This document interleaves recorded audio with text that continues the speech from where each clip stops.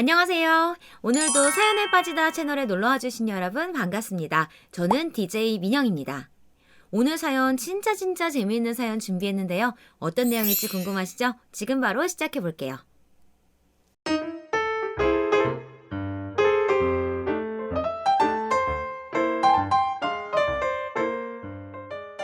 안녕하세요, 여러분. 저는 서울에 사는 30대 후반 여자입니다. 오늘 아침에 남편하고 얘기하다 갑자기 남편이 제 사연이 묻히면 아깝다고 꼭 제보하자고 해서 이렇게 용기 내어 제보하게 되었어요. 처음에는 뭘 자랑이라고 얘기하냐 했는데 생각할수록 오히려 많은 분들께 들려드리고 싶은 마음이 들었습니다. 뿌린 대로 거둔다는 말 들어보셨나요? 제가 오늘 여러분께 들려드릴 내용은 바로 이 내용이에요. 이 말은 우리 부모님께서 저에게 아주 어릴 때부터 말씀해 주신 말이기도 합니다. 우선 제 사연을 본격적으로 얘기하기 전에 제가 어떤 환경에서 살아왔는지를 먼저 얘기해야 여러분들의 이해가 더 쉬우실 테니 설명을 먼저 해볼게요. 저는 서울에서 태어났고 위로는 3살 차이가 나는 오빠가 있습니다. 아주 화목한 가정에서 태어났는데요. 화목함의 원인은 긍정적이고 아낌없이 애정을 주셨던 부모님의 성격도 성격이었지만 아버지가 그때 당시 사업을 하셨었는데 그게 굉장히 잘 되었었어요. 너무 어릴 때라 어떤 사업이었는지 정확히 알지는 못해도 우리 집이 여유롭게 잘 사는 것은 당연히 저도 알 수 있었죠. 집에는 일하시는 가정부 아주머니도 2분이나 계셨고 아버지 회사에 놀러 가면 직원들이 아버지에게 사장님이라고 부르면서 극진하게 대접해 주셨거든요.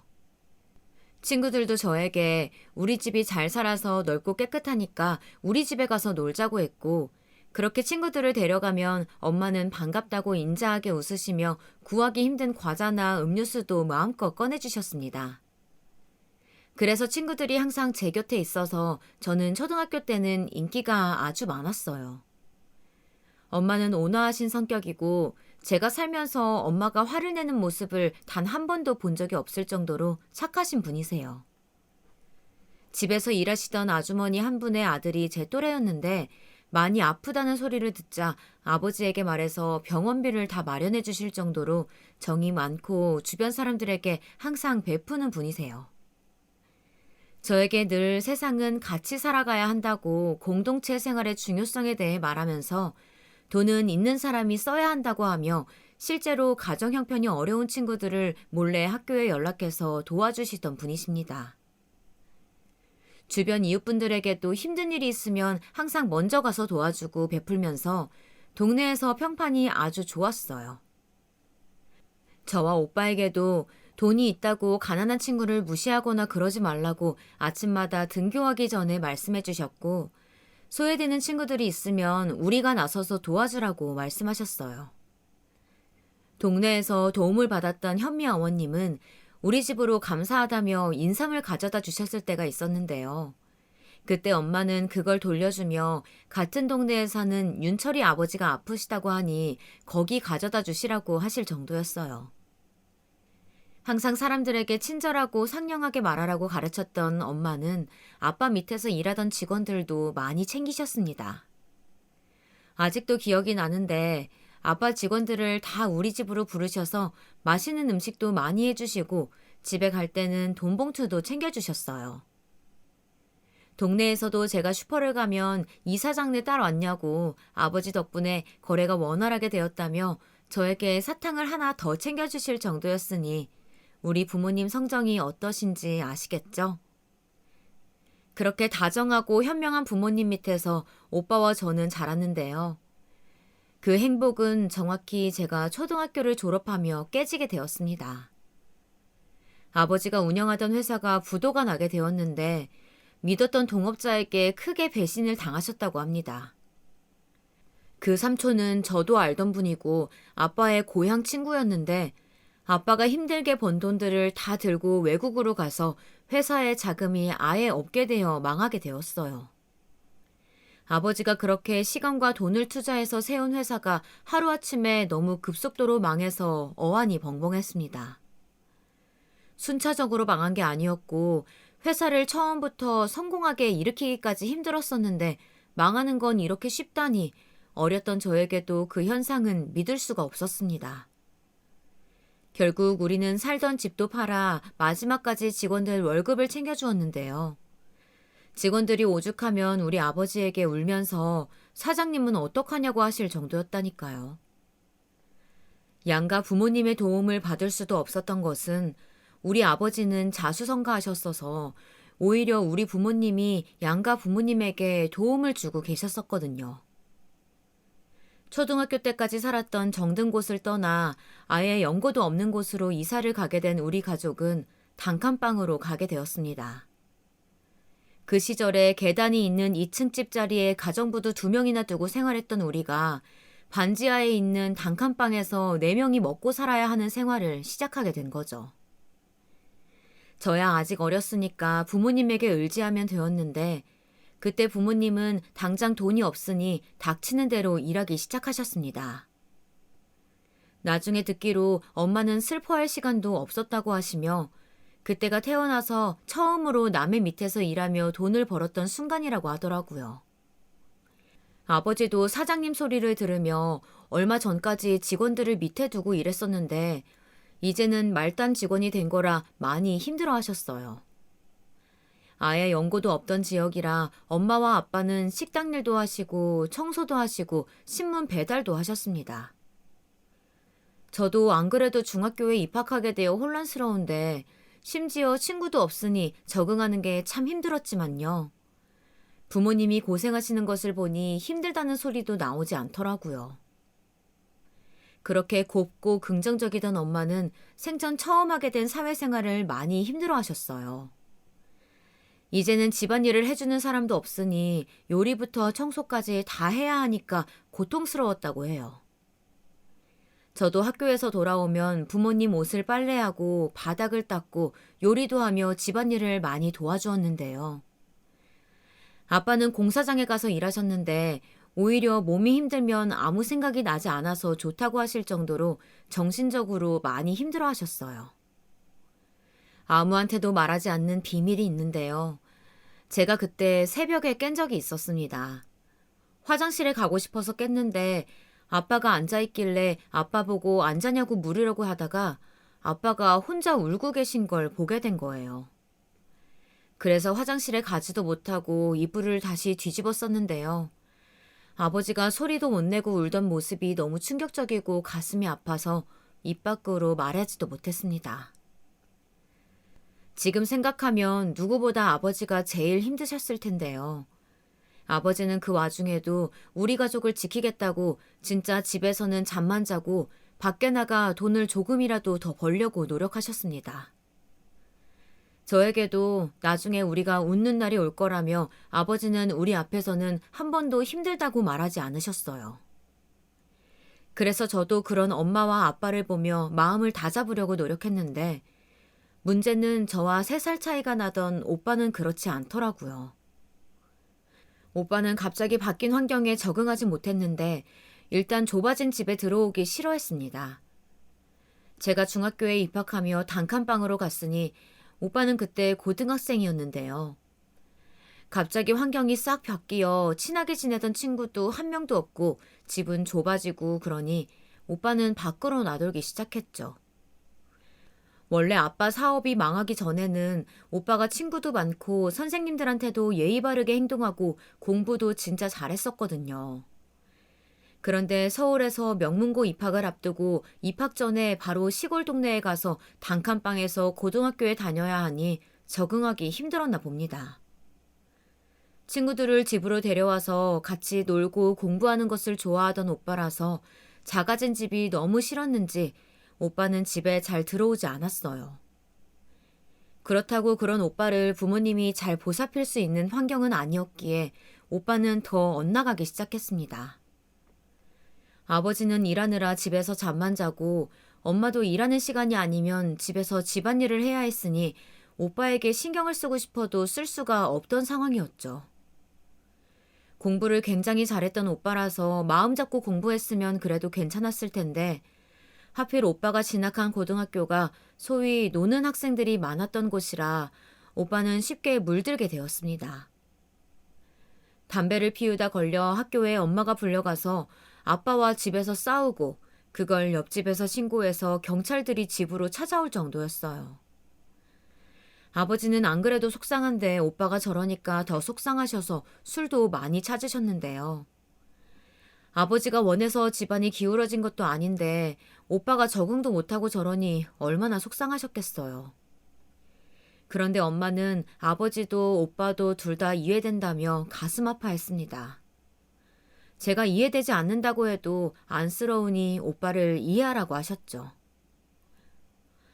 네 오빠가 원래 얼마나 심성이 곱고 착한데 엄마는 너희 오빠가 너무 안쓰러워. 어린 것이 얼마나 자기도 힘들면 저러겠어. 원래 얼마나 착하고 공부도 잘했니. 엄마는 오빠가 집에 들어오는 날이 적어도 들어오면 항상 엄마는 네 편이라고 오빠에게 말씀하셨습니다. 오빠는 와중에 제가 질 나쁜 언니들에게 괴롭힘을 당하면 가서 직접 뭐라 하고 저를 지켜주었는데요.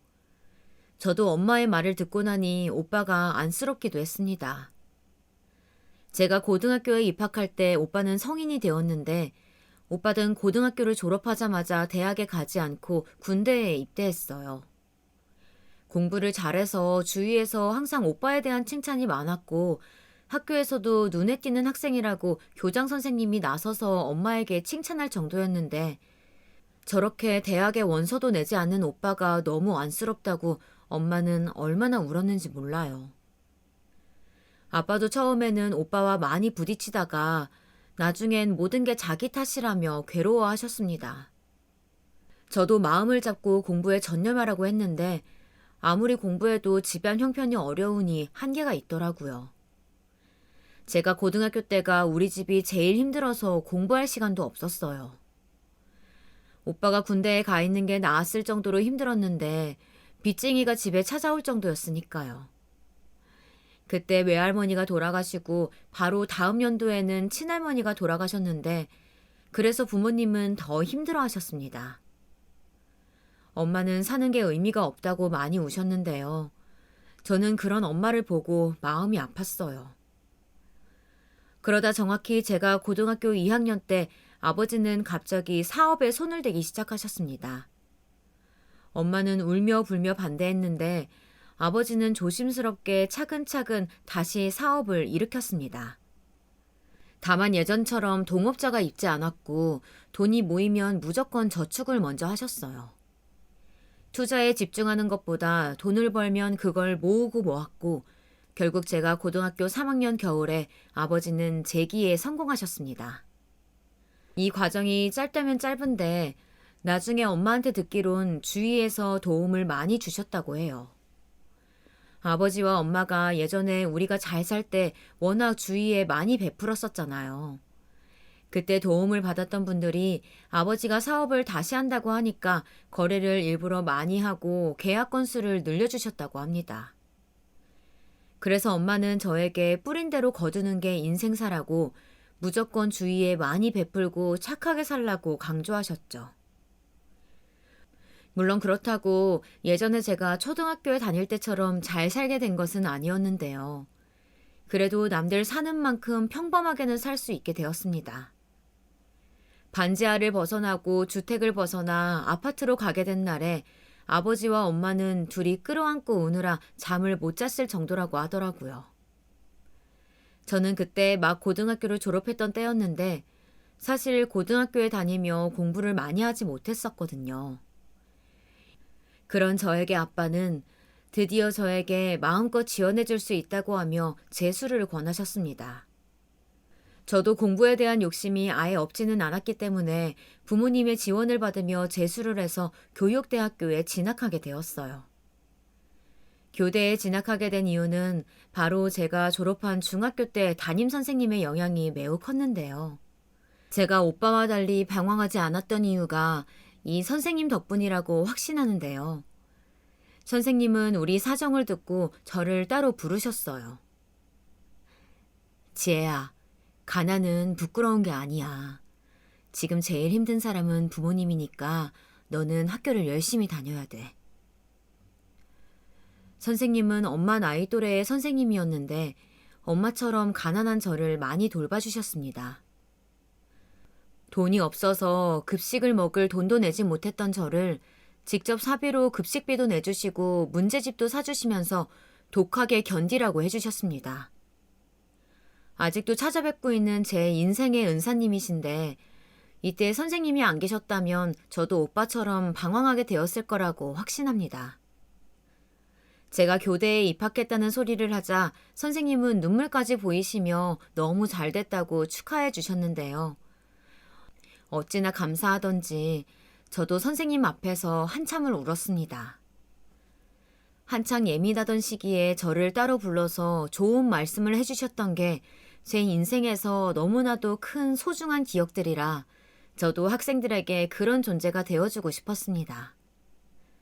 공부할 때도 선생님을 생각하며 공부를 했었는데요.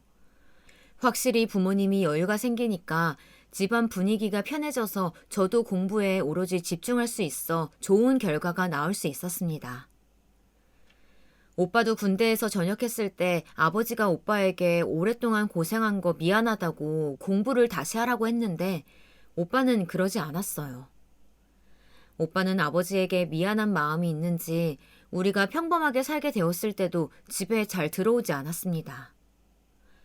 엄마는 그런 오빠가 안쓰럽다고 항상 걱정하시고 저도 오빠를 비난하지는 못했어요.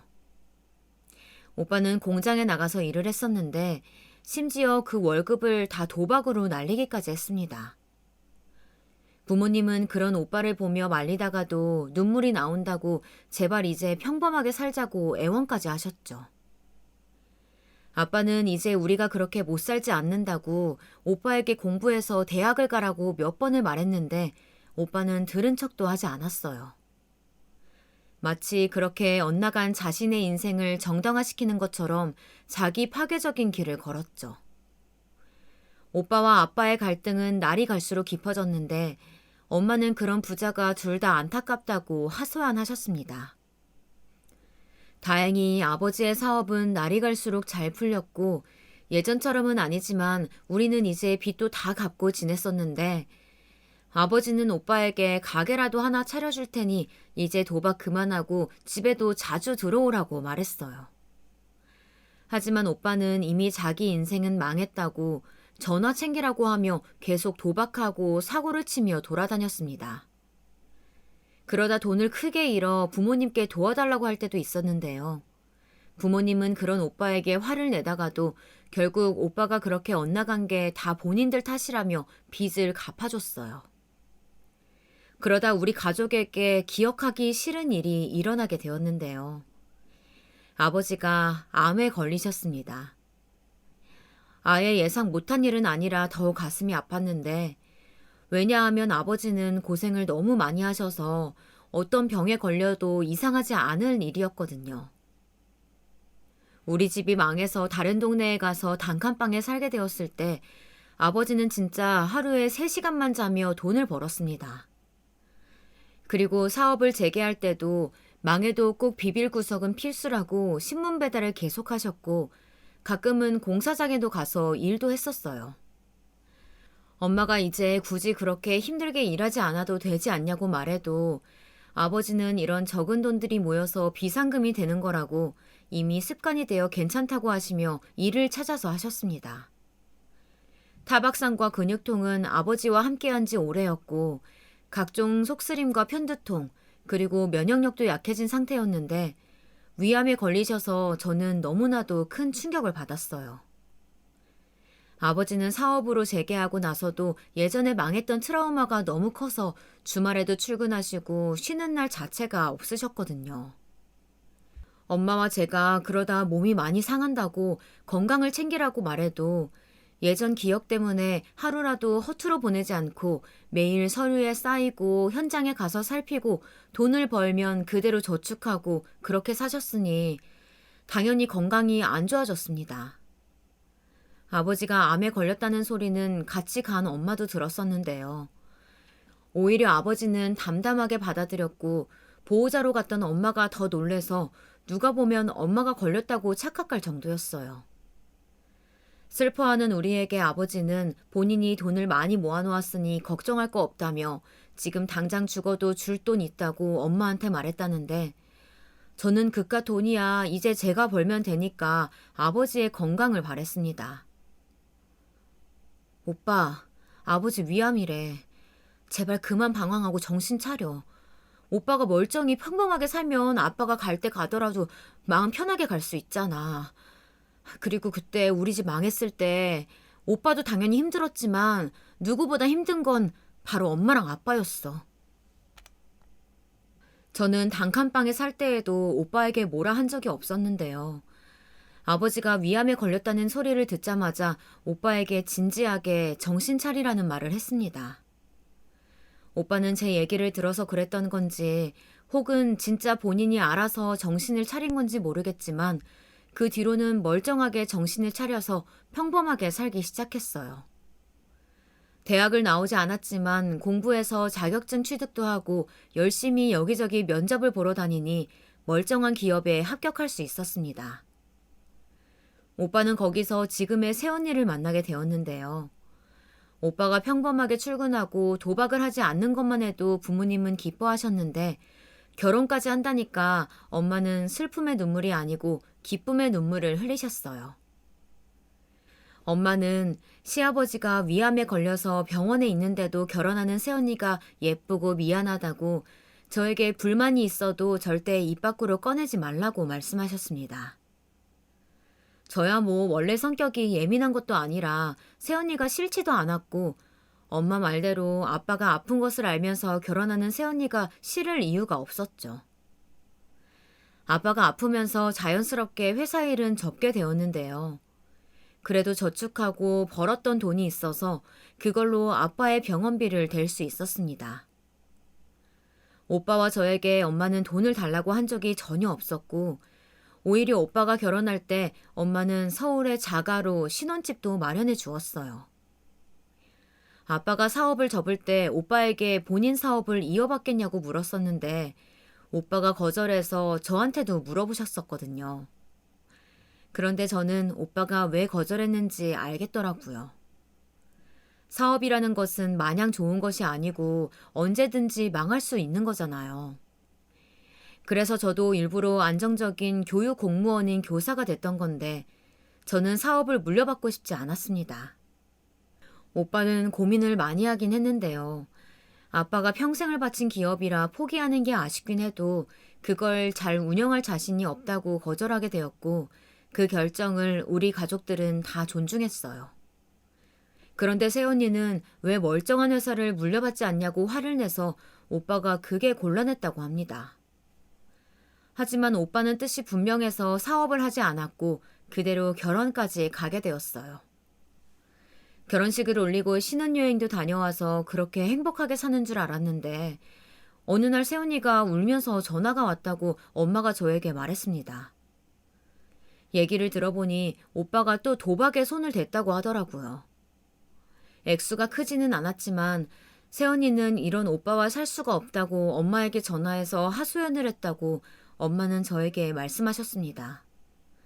저는 그 얘기를 듣자마자 오빠한테 전화해서 제발 정신 차리라고 말하고 언니에게도 전화해서 미안하다고 대신 사과하며 얼마나 진땀을 뺐는지 모르겠어요.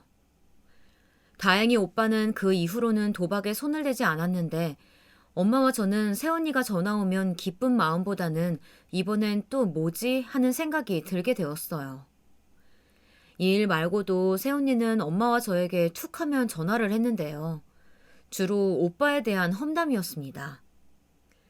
아무리 기분 좋은 소리도 3번 들으면 질리는데 언니는 시간이 나면 엄마와 저에게 전화를 했어요. 아니 아가씨, 나 진짜 남편 때문에 너무 힘들어요. 아가씨 오빠는 성격이 왜 그래요? 대학을 졸업하고 힘들게 1년을 꼬박 독서실에 가서 새벽부터 새벽까지 공부해서 겨우 선생님이 된 저에게 새언니는 하루가 멀게 전화를 했습니다. 안 그래도 처음 하게 된 직장 생활이고 하필이면 직업이 교사라서 종일 온 신경을 쓰고 있어야 해서 퇴근하고는 쉬고 싶은데 새언니의 전화가 너무 많이 와서 그게 수업까지에 영향을 미치게 되었어요. 심지어 나중에는 제가 수업하고 있는데 전화가 와서 받았더니 진짜 쓸데없는 것을 말해서 엄마에게 하소연을 했던 적도 있습니다. 그래도 오빠와 결혼해줬으니 참으라는 말이 돌아왔죠. 제가 알기론 오빠도 신혼 초에 작게 도박한 것 이후로는 정신을 차려서 일을 잘 다니고 있었는데 세연이의 연락이 나중에는 너무 스트레스였습니다. 안 받으면 받을 때까지 연락하고 받으면 또 전화를 끊지도 않아서 겨우 제가 수업 들어가야 한다고 하거나 수업 준비를 해야 한다고 하며 끊었죠. 우리 엄마 성격상 시집살이를 시킬 사람이 전혀 아니라서 새언니는 객관적으로 시댁이 나쁘지도 않았어요. 명절에는 엄마가 혼자 요리를 하셨고 언니한테는 당일에만 와서 아침만 먹으라고 할 정도였으니까요. 새언니 친정에도 가야 하니까 아침 먹으면 빨리 일어나라고 재촉해서 보내기도 하셨고 평소에 엄마는 저한테도 연락을 잘 안 하는 편이시라 새언니한테 먼저 연락한 적은 단 한 번도 없을 정도랍니다. 오히려 새언니가 엄마와 저에게 번갈아가며 전화해서 오빠에 대해 욕을 했었죠. 사실 저는 그래도 오빠고 남매니까 언니가 저에게 험담을 해도 그냥 대충 받아줄 수 있었는데 엄마는 아들에 대한 욕을 듣는 거라 달갑지 않잖아요. 그런데도 새언니는 엄마에게 오빠 욕을 많이 해서 엄마도 새언니의 전화가 오면 일부러 받지 않을 정도였어요. 그러다 새언니는 임신을 하게 되었는데요. 임신 기간에 엄마에게 전화해서 이것 사달라 저것 사달라 하도 말해서 저는 엄마가 언니한테 무슨 죄라도 지은 줄 알았습니다. 물론 임신한 것은 축하할 일이고 저도 기쁜 마음으로 선물을 해줬는데 새언니는 마치 임신이 대단한 계약이라도 따낸 것처럼 행동했어요. 아빠가 병마와 싸우면서 언니가 임신했다니까 기뻐하셨는데 새언니는 그런 아빠에게 용돈을 달라고 했을 정도였습니다. 제가 이건 아니다 싶어 화내려고 하니 엄마는 저보고 참으라고 할 정도로 엄마는 새언니에게 잘해주었어요. 엄마는 저에게 앞서 말했듯 항상 친절하게 행동하라고 했고 사람들에게 베풀며 살아야 한다고 했으니까요. 새언니는 제가 교사니까 저한테 태교에 좋은 것들을 추천해달라고 질문을 많이 했었는데요. 아무리 제가 아이들을 가르치는 직업이라고 해도 태아는 가르친 적이 없어서 상당히 곤란했습니다. 그렇게 언니는 아이를 낳았는데 조리원 비용도 엄마가 다 내주시고 조리원 끝나고 산후조리사 비용도 다 우리가 내주었어요. 주변에서 며느리한테 그 정도 했으면 다 했다고 됐다고 했는데도 엄마는 그래도 우리 가족이고 낳느라 고생했으니 새언니에게 선물을 해주고 싶다고 백화점을 돌며 사서 주었습니다. 언니는 우리한테 대놓고 요구하는 아기 용품들도 많아 저는 월급에 꽤 적지 않은 비율을 언니와 조카의 선물을 사는데 지출했어요. 그렇게 아이가 3살이 되었을 때 아버지는 암과 싸우다 마침내 돌아가시게 되었습니다. 병원에서 말했던 것보다 훨씬 더 오래 사셨는데 아버지가 워낙 삶에 대한 의지가 강하셨고 정신력이 강한 분이라 버틴 거라고 의사 선생님은 우리 가족에게 말씀하셨어요. 그 말에 저도 동의하는데요. 아버지는 돌아가시기 전까지 저와 엄마에게 미안하다고 말하며 사과하셨습니다. 사업이 부도가 나서 망했다는 사실이 아버지는 꽤 충격이었던지 아프신 와중에도 몇 번이나 괴로워하며 그때 망하지 않았어야 오빠도 제대로 살 수 있었을 텐데 식구들에게 미안해서 눈을 감을 수 없다고 말씀하셨죠. 그런데 저는 물론 갑자기 가난하게 살게 된 사실이 믿기지 않았고 힘들었지만 그것을 다 아버지한테 탓을 돌리는 것은 안 된다고 생각했습니다. 아버지야말로 누구보다 더 회사를 지키고 싶었을 텐데 가장 고통스러웠던 사람은 아버지였겠죠. 아빠가 그렇게 눈을 감고 엄마와 저는 사는 게 심적으로 힘들어서 일상으로 돌아오기까지 많은 시간이 걸렸습니다.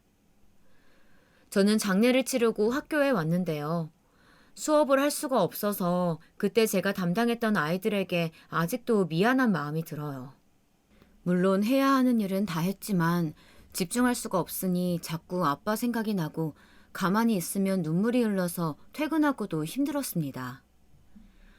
엄마도 아빠가 오래 고생했던 것을 잘 아니까 이제 하늘에서는 제발 가족들 생각 그만하고 힘들게 몸 망쳐가며 일하지도 말고 편히 쉬길 바랬어요. 그때 제가 힘들어할 때 옆에서 저를 많이 챙겨주었던 사람이 있었는데요. 같은 학교에서 일하던 젊은 남자 선생님이었습니다. 동료 교사였는데 저와 학년이 달라 많이 마주치지는 않았지만 제가 학교에서 힘들어하는 것을 보았는지 퇴근하고 맛있는 것도 먹으러 다니고 진지하게 위로도 해주셨어요. 시간을 내서 저에게 저런 행동을 보여주는 게 저는 너무 감사했고 그렇게 우리는 진지하게 연애를 시작하게 되었습니다. 사귀면서 알게 된 사실은 남자친구도 딱 우리 아버지가 돌아가시기 1년 전에 어머니가 하늘로 가셨다고 하더라고요. 제가 힘들어하는 걸 보고 그때 생각도 나고 부모님이 돌아가신 슬픔을 누구보다 잘 이해하며 위로해줬던 이유를 알게 되니 저는 남자친구에게 더 의지하게 되었습니다. 저보다 2살이 많았던 남자친구는 사귀고 나니 더 제 생각보다 다정하고 따뜻한 사람이었어요. 인연이라는 것이 존재하는 것을 그때 알았는데 알고 보니 남자친구의 아버지도 사업을 하시는 분이었어요. 우리 집처럼 망했을 때가 있어서 저는 그 얘기를 처음 들었을 때 등 뒤로 소름이 돋을 정도였습니다. 그렇게 연애를 시작하고 마음 치유를 하고 있었는데 어느 날 엄마가 저에게 진지하게 얘기를 꺼내셨어요. 지혜야, 아빠가 남긴 재산이 생각보다 많아. 얼마나 있는데? 그거 다 엄마 가져. 그동안 너무 고생했잖아. 아버지가 남겨준 선물이라고 생각해. 너희 아버지 돌아가시고 정리하니까 현금으로 40억 정도 있어. 이렇게 많을 줄 몰랐어. 뭐? 엄마, 나 진짜 걱정이라 말하는 건데 오빠랑 세언니한테는 제발 비밀로 해. 오빠 도박하던 거 알지? 그 버릇 어디 못 가. 그러니까 비밀로 우리만 알고 있자. 사실을 알고 나중에 뭐라고 하면 어떡해. 그건 그때 가서 생각해. 나중에 차라리 조카가 성인이 되면 그때 물려줘. 일단 말하지 마. 저는 아빠의 재산을 듣고 바로 오빠가 생각났는데 오빠는 만약 큰돈이 생기면 무조건 도박에 지출할 것 같았어요. 새언니도 맨날 우리에게 돈 없다고 오빠 버는 돈이 너무 적다며 죽는 소리를 했는데 그 돈의 실체를 알게 되면 돈을 달라고 할 게 뻔했기 때문에 저는 엄마에게 절대 말하지 말라고 몇 번이고 말했습니다.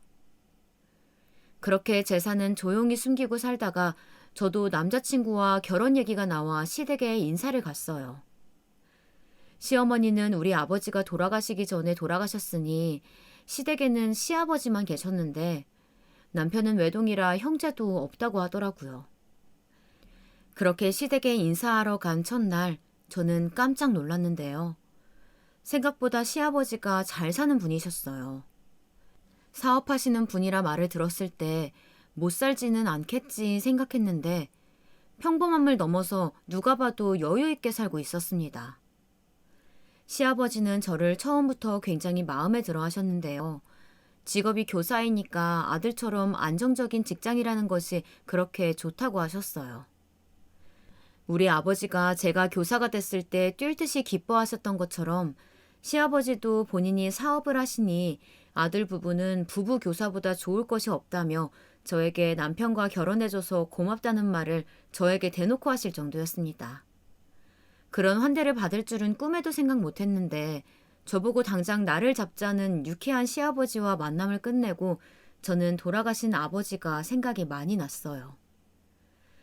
아버지는 저에게 사랑을 많이 주셨고 특히 제가 딸이라 오빠보다 더 예뻐하셨거든요. 그런데 남편도 저처럼 우리 엄마를 만나고 시어머니가 많이 생각났다는 말을 저에게 해서 깜짝 놀랐습니다. 서로 그렇게 먼저 떠난 부모님의 빈자리를 결혼해서 채우자고 다짐하고 결혼을 하게 되었는데요. 시아버지는 통 크게 우리에게 서울에 있는 아주 비싼 고급 아파트를 신혼집으로 사서 주셨습니다. 남편과 저는 부담스러워서 거절했는데 시아버지는 어차피 우리가 일하던 학교도 서울이고 자기가 충분히 집을 사줄 형편이 있으니 줄 때 받으라고 오히려 강제로 주셨습니다. 그렇게 시아버지 덕분에 좋은 조건으로 결혼 생활을 시작하니 저는 너무 감사한 마음이 들어 시아버지를 자주 찾아가서 식사도 여러 번 했어요. 시아버지는 적적하실까봐 걱정했는데 오히려 결혼하고 본인이 바빠지셨다고 좋아하시더라고요. 물론 우리 엄마도 남편과 같이 찾아갔는데 저도 남편도 그렇게 양가 부모님을 뵈는 게 오히려 더 좋더라고요. 남편과 저는 아이를 가지는 것도 물론 중요하지만 아무래도 서로 아버지의 사업이 망했던 기억이 있으니까 재테크에 관심이 많았습니다. 그래서 집에 들어가는 돈도 없으니 우리 월급을 어떻게 하면 굴릴 수 있을지 책도 많이 보고 강연도 찾아다니고 공부를 많이 했어요. 그 과정에서 저는 우리 엄마가 가지고 있는 40억을 남편에게 얘기했는데요. 남편은 진지하게 투자 방법에 대해 밤낮으로 공부하기 시작했습니다. 저도 옆에서 같이 공부하며 엄마에게 재테크 방법을 추천했고 결국 그 돈은 점점 늘어나서 70억으로 불리게 되었어요. 엄마는 우리 부부에게 고맙다고 돈을 반 나눠주시겠다고 했지만 남편과 저는 정중하게 거절했습니다. 저는 저에게 돈 줄 필요는 없고 대신 오빠와 새언니에게만은 말하지 말라고 부탁했죠. 사실 새언니는 제가 결혼하고 신혼생활을 좋게 시작한 것을 보고 질투가 났는지 저에게 시도 때도 없이 연락이 많이 왔어요. 새언니와 오빠도 엄마가 서울에 있는 아파트를 사줘서 남들보다 훨씬 나은 조건이었는데 저에게 너무 부럽다고 시아버지의 재산을 어찌나 자세히 묻던지 너무 곤란했어요. 오빠가 당시에 벌어오는 돈이 적지 않았는데 언니는 늘 부족하다고 오빠에게 심지어 야근해서 돈을 더 벌어오라고 시켰다는 소리를 듣고 저는 놀랐습니다.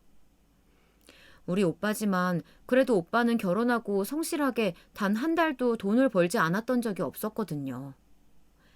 물론 신혼 때는 도박에 손을 댔지만 소액이었고 바로 우리 엄마가 갚아줬기 때문에 오히려 월급보다 많은 돈을 받았던 것을 저는 똑똑히 기억하고 있습니다. 새언니는 집안이 그렇게 잘 사는 편은 아니었는데 그래서 그런지 돈에 대한 집착이 매우 심했어요. 잊을만 하면 저에게 연락이 와서 아가씨 시댁은 돈이 어느 정도냐고 묻고 모은 돈은 얼마인지 저와 남편의 월급에서 생활비는 얼마인지 어찌나 캐묻던지 저는 빚쟁이도 저 정도로 우리 재산에 관심이 많지 않을 거라며 남편에게 말할 정도였죠. 엄마가 70억이 있다는 소리는 하지 않았어도 새언니는 우리 집에 계속 요구했는데요. 심지어 조카의 유치원 비용도 청구했습니다. 오빠, 요즘 벌이 시원치 않아? 힘들면 사실대로 말해봐. 무슨 소리야? 무슨 뜻인지 모르겠어. 오빠 아들 유치원 비용도 우리 엄마가 내는 거 알아? 뭐? 유치원 비용을? 그걸 왜 엄마가 내? 나 지금 처음 들어. 자세히 얘기해봐. 제가 참다가 이건 아닌 것 같아서 오빠에게 연락했더니 오빠는 처음 듣는 소리라고 하더라고요. 새언니의 돈에 대한 집착을 안 뒤로 저는 엄마에게 더욱 강조하며 70억에 칠소리도 내지 말라고 했습니다. 우리 집이 언니에게 김장을 시키는 것도 아니고 명절에 일을 시키는 것도 아니고 심지어 우리는 제사도 없어서 엄마가 시집살이를 그만큼 시킨 것도 아니거든요. 제 친구들은 저에게 우리가 오히려 시집살이를 당하는 거 아니냐고 물을 정도로 잘해주었습니다. 그러다 사건이 하나 터졌는데요. 그날은 한겨울이고 너무 추운 날이었어요. 새언니가 아이를 보는 것이 힘들다고 해서 엄마가 오빠네 집으로 아기를 봐주러 가다가 그만 길에서 미끄러지게 되었습니다. 저는 학교에서 일하다가 그 소리를 듣게 되었는데 빙판에 미끄러져서 쓰러져 있는 것을 지나가던 행인이 발견하고 신고해줬다고 하더라고요. 급하게 수업을 끝내고 응급실로 갔더니 엄마가 상태가 심각해서 중환자실로 들어갔다는 말을 듣게 되었습니다. 단순히 넘어진 타박상이라고 생각했는데 하필 날씨가 이래서 뇌진탕 증세도 있고 척추가 많이 다쳤다고 엄마는 중환자실에 입원했어요. 저는 병원에 오면 돌아가신 아버지가 생각나서 눈물이 자동적으로 나왔는데요. 다행히 엄마는 그래도 금방 정신을 차려서 일반 병동으로 내려오셨습니다. 그리고 퇴원할 때가 되었는데 저는 엄마가 너무 걱정이 되어서 잠을 잘 수가 없었어요. 제 걱정을 옆에서 보던 남편은 그럼 엄마를 우리 집으로 데려오자고 했습니다. 시아버지도 엄마 소식을 듣고 저에게 괜찮냐고 물으시며 많은 돈을 주셨어요. 그렇게 엄마를 우리 집으로 모시려고 했는데 문제가 있었습니다. 바로 엄마는 정신은 돌아왔어도 넘어진 충격이 매우 커서 거동이 불편하셨는데요. 남편과 제가 출근하고 나면 엄마를 봐줄 사람이 없다는 거예요.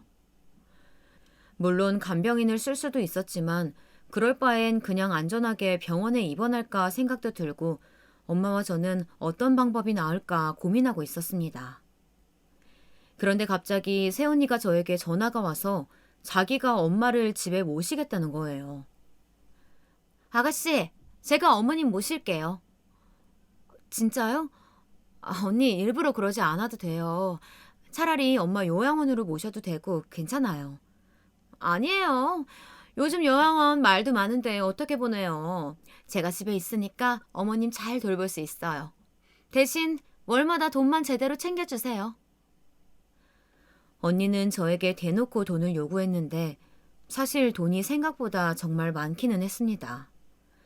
제 월급만큼 돈을 요구했는데 남편은 저에게 자기가 시아버지에게 말을 하겠다고 엄마를 오빠네 집으로 보내자고 했어요. 아무래도 가족이 같이 사는 게 낫지 않겠냐고 저에게 말했고 오빠도 엄마를 자기 집에서 모시는 게 마음이 편하다고 했습니다. 결국 그렇게 엄마는 오빠네 집으로 가서 살게 되었는데요. 저는 새언니가 그렇게 엄마를 선뜻 돌보겠다는 말을 먼저 하니까 얼마나 고마웠는지 몰라요. 그래서 언니가 엄마와 같이 살게 되면 집이 좁으니 이사 가고 싶다는 말에 시아버지의 도움을 받아 5억 넘게 돈을 주어서 살고 싶어 하던 아파트로 이사도 시켜주었습니다. 그뿐만이 아니고 남편과 상의하에 명품 가방도 언니에게 무려 4개나 선물했어요. 엄마는 저에게 새언니가 고마우니 70억 얘기를 꺼내자고 했는데 저는 그것만은 혹시 모르니까 비밀로 하라고 했습니다. 새언니에게 분명히 고마운 마음은 있었는데 그래도 사람 일은 모르는 거고 아예 안 주겠다는 것도 아니고 조카의 나이가 성인이 되면 그 돈을 오빠 부부에게 말하고 줄 계획이었으니 아직 말할 때가 아니라고 생각이 들었기 때문이에요. 이 밖에도 새언니에게 도움을 많이 주었는데요. 그중엔 새언니의 남동생이 취업을 못하고 있다는 소리를 듣고 일부러 시아버지에게 연락해서 시아버지 회사에 취직도 시켜주었습니다. 또 엄마가 아무리 성격이 조용하고 남에게 패기치는 것을 싫어한다고 해도 시어머니와 같이 살면 불편한 부분이 있을 테니 여행 비용을 우리가 내고 오빠 부부를 해외여행을 시켜주기도 했어요. 조카는 2명이 있었는데 주말마다 남편과 저도 쉬고 싶은데 언니도 쉬고 싶을 테니 일부러 조카들을 봐주기도 했습니다. 그때 저도 마침 아이가 생겨 낳았는데요. 제 산후조리 기간에도 조카들은 매주 주말마다 우리 집에 와서 머물렀어요. 새언니는 시아버지가 저에게 뭘 해주면 자기도 똑같이 받고 싶어 했는데 나중에는 너무 노골적으로 요구해서 언니에게 일부러 받은 것도 받지 않았다고 거짓말을 할 지경이 되었습니다. 오빠도 엄마가 자기 집에 살게 된 이후로 언니에게 더 잘하려고 노력하는 것을 옆에서 보니 드디어 오빠가 철들었다 생각할 정도였죠.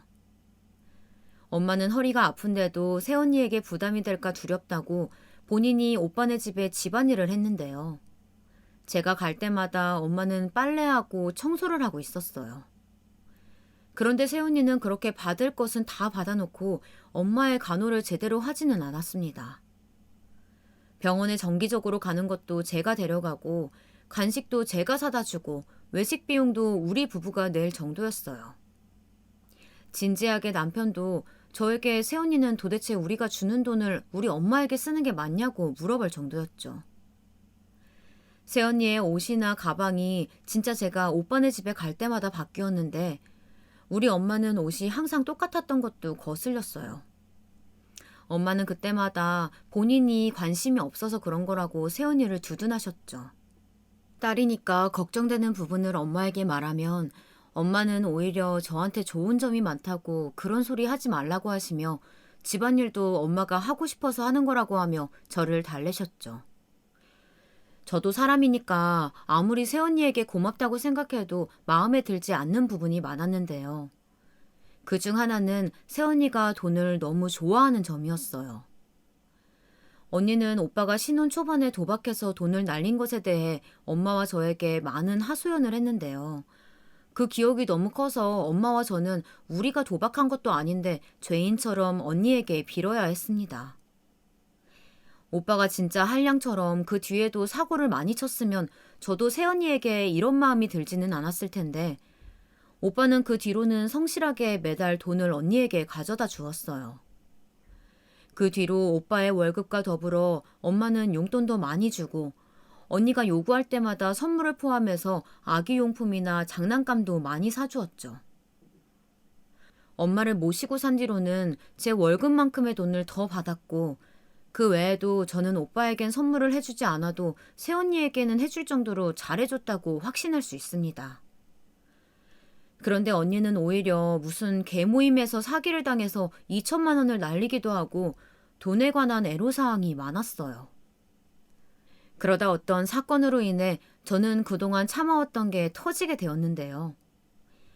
엄마는 제가 아무리 불만을 말해도 단 한 번도 저에게 새언니 욕을 한 적이 없는데 어느 날 울면서 전화를 하셨어요. 이런 적이 처음이라 저는 침착하게 무슨 일이 있었냐고 물었더니 믿을 수 없는 얘기를 듣게 되었습니다. 엄마가 날씨가 추워지며 독감에 걸렸는데 새언니가 엄마와 단둘이 집에 있을 때에는 난방을 틀지 않아 너무 추웠다고 하더라고요. 추우니까 독감은 낫지 않았고 안 그래도 지독한 독감이라 괴로웠는데 난방도 틀지 않으니 나을 기미가 보이지 않아 고통스러웠다고 해요. 엄마가 평소에 새언니에게 뭘 요구하거나 해달라고 한 적이 전혀 없는데 처음으로 너무 아파서 참을 수가 없어 새언니에게 난방을 틀어달라고 했더니 글쎄 새언니가 뭐라고 했는지 아세요? 그 말을 듣고 믿을 수가 없어서 엄마한테 몇 번을 되물었는지 모르겠어요. 노인네한테 쓸 돈 없어요. 난방 절대 틀지 마시고요. 이거나 가지고 있어요. 새언니는 저렇게 말하며 500원짜리 작은 핫팩을 하나 던지고 자기는 밖에 볼 일이 있다고 쌩 나가버렸다고 엄마는 울면서 저에게 말했습니다. 저는 새언니가 결혼하고 우리한테 요구하는 게 많아도 그래도 가족이니까 좋은 마음으로 다 들어주고 마음에 들지 않아도 언니에게 내색한 적이 한 번도 없는데 언니가 저렇게 나오니까 너무 배신감이 들었어요. 심지어 새언니가 엄마를 모시면서 돈을 안 받은 것도 아니고 제가 마련한 돈으로 원하는 곳으로 이사도 갔고 매달 돈도 몇백을 받았습니다. 그리고 엄마가 병원에 갈 때마다 제가 시간을 내서 데리고 다녔고 돈도 제 돈을 써서 도대체 그 돈을 어디에 쓰는지 궁금했는데요. 저는 엄마한테 들어가는 줄 알았어요. 엄마 말을 듣거나 제가 직접 본 결과로 엄마에게 들어가는 돈이 현저히 적은 게 눈에 보여도 같이 살며 말 못할 고민이 있겠지 생각하며 지나갔는데 저렇게 악독하게 엄마를 대할 줄은 몰랐습니다. 제가 더 슬펐던 것은 엄마가 아프지 않았으면 저에게 말하지도 않았을 거라는 건데 실제로 엄마는 울면서 너무 아파서 그렇다고 자기가 지금 무슨 말을 하는지 모르고 있었어요. 이제껏 참은 거면 진짜 오래 참았다고 생각했고 배신감이 너무 들어 저는 엄마의 전화를 받고 너무 화가 나서 분노를 참을 수가 없었습니다. 몸에는 열이 나고 온몸이 떨리고 얼굴이 새빨개진 채로 한참을 숨을 제대로 쉴 수도 없었고 머리가 아파서 두통약을 몇 개를 먹었는지 몰라요. 남편에게 말하니 남편도 너무하다고 하는데 사람이 어떻게 저럴 수가 있는지 배신감이 들어서 열을 식히느라 고생했습니다. 다음 날 새언니에게 만나자고 하고 새언니 집으로 퇴근하고 갔더니 언니가 저를 맞이했어요. 엄마한테는 이미 말하고 가서 문제는 없었습니다. 아가씨, 무슨 일이에요? 전화로 말하지 뭘 여기까지 왔어요. 언니, 어제 우리 엄마한테 하신 말 들었어요. 그거 진짜로 그렇게 말했어요? 아, 그거? 아니 장난인데. 어머니가 아파서 진지하게 받아들였나 봐요. 장난이라도 할 말이 있고 안 할 말이 있어요. 언니 그동안 제가 보낸 돈은 어디다 쓴 거예요? 우리 엄마 난방도 못하게 할 정도로 제가 돈을 안 보내지는 않았잖아요. 아니 아가씨, 되게 섭섭하게 말하네요. 막말로 뭐 아가씨가 돈을 얼마나 줬다고 그래요. 누가 보면 뭐 아가씨네 집안 잘 사는 줄 알겠네. 언니, 내가 이 말은 안 하려고 했는데요. 우리 엄마 재산 70억이에요. 제가 그렇게 말하자 새언니는 처음에는 코웃음을 치며 믿지 않더라고요. 저는 조용히 언니에게 이미 챙겨갔던 서류를 건넸는데 그 서류는 부동산에 관한 서류였고 엄마 명의로 된 건물 목록들이었어요. 건물이 하나도 아니고 3개였고 소유자 이름엔 엄마의 이름이 떡하니 적혀 있었죠. 언니한테 조용히 보여주며 이거 원래 새언니에게 줄 예정이었는데 언니 하는 것을 보니까 도저히 넘기지 못하겠다고 했죠. 그러자 새언니는 갑자기 태도가 돌변하더니 저에게 진짜 장난이었다고 자기가 평소에 얼마나 잘했는지 아냐고 말하더라고요. 우리를 가만히 지켜보던 엄마에게 진짜냐고 물었더니 엄마는 조용히 아니라고 하셨어요. 마침 그때 오빠가 집에 들어왔습니다. 저는 친오빠에게 그동안 당했던 것을 다 말했더니 오히려 오빠는 그게 사실이냐고 믿을 수 없다고 했어요. 엄마도 그제서야 새언니가 그동안 밥도 제대로 차려주지 않았다는 사실을 말하고 저도 월급을 다 언니에게 주었다고 말했더니 오빠는 자기는 전혀 모르고 있었다고 저에게 말했습니다. 알고 봤더니 새언니는 제가 돈을 주는 것도 오빠에게 비밀로 하고 혼자 그 돈을 쓰고 다녔다고 해요. 오빠가 돈이 어디서 난 거냐고 물으면 친정에서 줬다고 해서 그 말을 믿었다고 합니다. 또 오빠는 언니가 하도 눈치를 주어 야근까지 자원해서 하느라 집에 신경 쓸 겨를이 없었다고 자기는 우리 엄마와 제가 새언니에게 그렇게 많이 지원해 준 줄 모르고 있었다고 해요. 그렇게 충격적인 진실을 알게 되고 저는 도저히 그 집에 엄마를 둘 수가 없어서 엄마를 데리고 우리 집으로 왔습니다. 다행히 엄마도 건강이 많이 좋아지셔서 혼자 거동은 할 수 있는 상태가 되어 우리 집에 데려온 후에도 훨씬 행복하고 건강하게 살고 있어요. 제가 화낼까봐 말하지 못했던 새언니의 만행들을 듣고 저는 그것을 다 친오빠에게 전했습니다. 그리고 어떻게 되었냐고요? 새언니와 오빠는 결국 이혼하게 되었어요. 오빠는 몇 년간 그렇게 엄마와 저에게 새언니가 돈을 가져간 줄은 꿈에도 모르고 있었대요. 저는 새언니가 엄마한테 그렇게 대한 것이 너무나도 괘씸해서 시아버지에게 말했고 시아버지 회사에 취업했던 새언니 친동생은 결국 일자리도 잃게 되었습니다. 새언니는 자기의 잘못은 모르고 오히려 억울하다고 난리치며 우리 엄마에게 30억을 달라고 하더라고요. 제가 그동안 언니에게 들어갔던 돈 정식으로 청구하면 감당 못할 텐데 그냥 조용히 있으라고 했더니 그 뒤로는 연락이 없더군요. 그전까지는 술 먹고 전화 오고 심지어 우리 집에 찾아온 적도 있어서 경찰까지 불렀어요. 오빠한테도 돈 달라고 매달리고 우리 아이한테도 연락하고 이 말을 들으면 다들 놀라실 텐데 제가 일하는 학교도 찾아왔었어요. 결국 우리를 찾아와서 하는 말은 오로지 돈이었는데요. 한순간에 70억이 눈앞에서 잠깐 나타났다 사라지니까 참을 수가 없었나 보더라고요. 그러거나 말거나 저는 엄마를 집에 모시며 남편과 행복하게 살고 있습니다. 오빠도 그동안 자기가 왜 그렇게 뼈 빠지게 일했던 건지 모르겠다고 지금 조카들과 여유롭게 일하며 인생을 즐기고 있어요. 엄마는 저와 오빠에게 공평하게 돈을 준다고 했지만 저는 시아버지가 지원을 워낙 많이 해주시니 혼자 아이를 키우는 오빠에게 주라고 했습니다. 새언니는 우리에게 뜯어낸 돈으로 조카들을 돌봤던 것도 아니고 본인 사리사욕을 채우느라 바빴던 사람이라 조카들이 오히려 이혼하고 아빠와 보내는 시간이 많아서 좋다고 했다는데 오빠한테 그 이야기를 듣고 저는 어이가 없었어요. 조카들한테 쓴 것도 아니고 진짜 본인 사치에 돈을 투자했다니 이혼하길 잘했다고 생각했습니다. 엄마는 우리 집에서 사는 지금이 훨씬 마음도 편하고 몸도 편하다고 그때 울면서 전화했던 것을 후회하지 않는다고 하셨어요. 워낙 착하고 마음이 여린 엄마라 받았던 상처가 걱정됐는데 저와 같이 있으니 금방 괜찮아지셔서 다행이라고 생각하는 중이랍니다. 여러분, 뿌린 대로 거둔다는 말이 무슨 말인지 저는 이 사건을 통해 더 잘 알게 되었어요. 남은 인생도 나중에 어떤 일이 일어날지 모르니 주변 사람들에게 적당히 베풀며 살도록 하겠습니다. 제가 준비한 사연은 여기까지인데요. 재밌게 들으셨는지 모르겠네요. 날씨가 매우 추운데 건강관리 잘 하시고 가족들과 행복한 연말 보내시길 바라겠습니다. 제 이야기 들어주셔서 진심으로 감사합니다.